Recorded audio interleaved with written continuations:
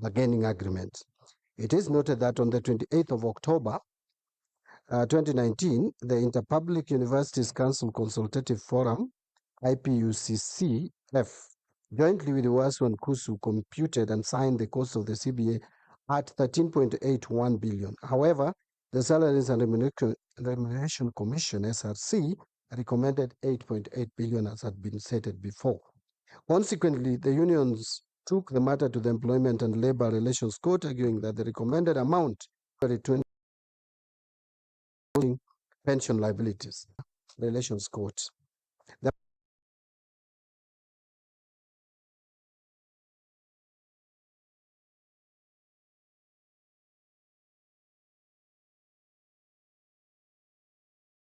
has been of higher education of the Court of Appeal's decision, which was delivered on 28th March 2025, dismissing the appeal and advised for implementation of the 2017-2021 CBA to avoid further litigation.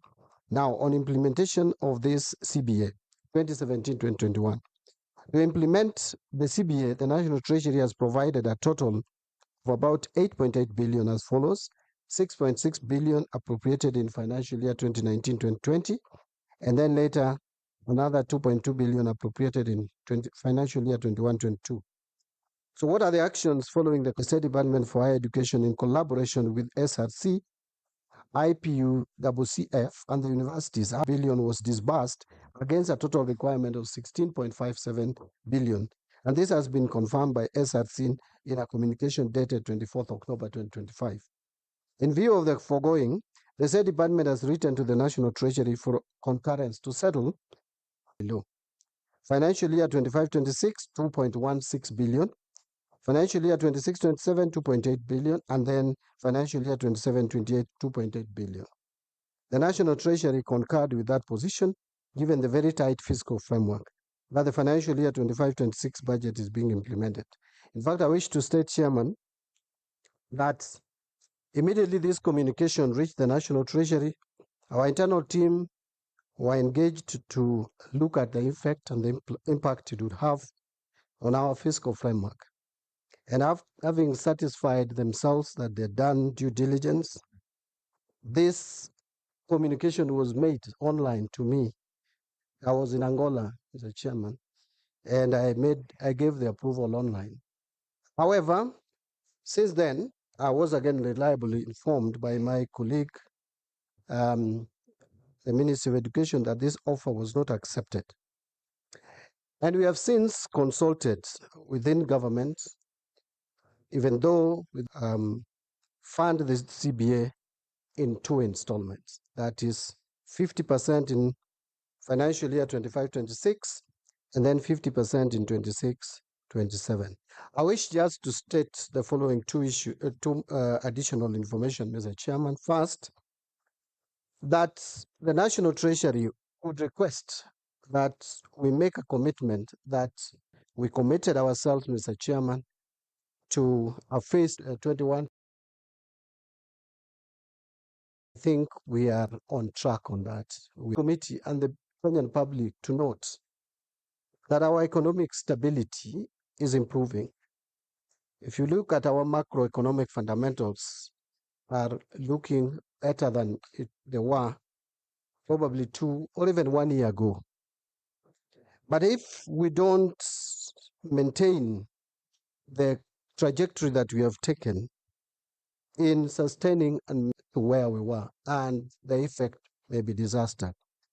Don't know whether, Mr. Chairman, you are aware, but I believe you are, that this country almost defaulted in paying their loan last year, which almost caused economic disaster. And therefore, we would not even be talking about CBS to implement today. We would actually be talking about whether we can sustain our workforce in employment. And so I am cautioning that as we discuss, and I agree that our lecturers, our staff who teach in our public universities are not adequately remunerated, and they need even better salaries, including other public servants. But again, we must also be alive to the challenges that we are facing. And in conclusion, it would also interest you to know, Chairman, and the committee, that in 2013, we were only spending about 16% of our ordinary revenue in terms of taxes in paying public wage bill. Today, Mr. Chairman, we have gone beyond 40% in a period of less than 12 years.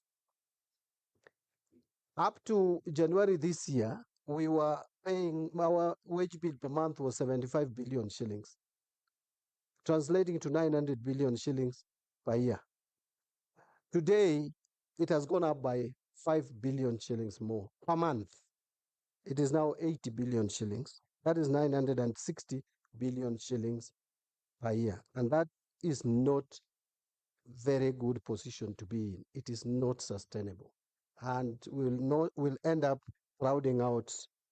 We will not have economic growing at all. And therefore, we may not even in future be able to pay salaries and meet other recurrent costs. I submit, Mr. Chairman, that this matter is looked into. We care about our public university staff, but we also plead that we agree on a formula that would not put excessive strain on our us. I thank you, Mr. Chairman. Thank you. Thank you, CS National Treasury. You also made a request that you'll want to leave early. I'll request that we'll be out of this place at not more than at 1:20. You want to be out, but most of the questions we'll ask will still come back to you. I'd wish that you sit through for the next. I'll ask members that I'll want you not to give opinions now. Ask questions and specific to the institutions, if it is to the unions, Ministry of Education, National. You think your colleague has asked more than that question, kindly do not, because we are constrained on time. CS, I want to ask this question on especially the last one. First of all, let me say the issue now is on the implementation. You've given an offer of 50%. Is it, are the unions aware? Are you aware? CS is saying 50%, 50%.